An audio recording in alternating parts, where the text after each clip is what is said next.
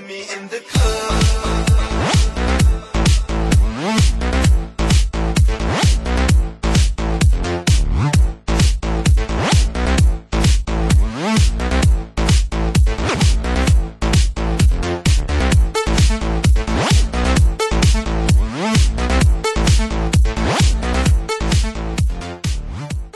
יד אפילו, כדי לחזק את הגוף ולהגיע לכושר גופני. מה הדברים שלמדנו השנה שצריך לעשות על מנת שאנחנו נהיה בריאים וחזקים? כן. קודם כל ספורט. כמה פעמים בשבוע צריך לעשות ספורט? כל שבוע.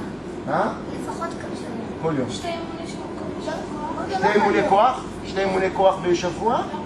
ועוד 4 או 5 אימונים בשבוע. כל יום צריך לעשות ספורט. כן, אישה. לאכול בריא, שזה אומר מה? איזה פחמימות דיברנו עליהן? יש פחמימות ויש פחמימות. יש לחם שהוא עם קולה. מלא.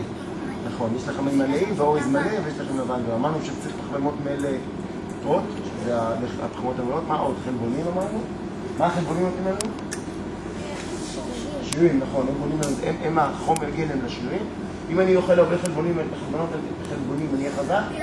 לא. דווקא רק אם אני מתאמן בכוח ואוסף חלבונים, אז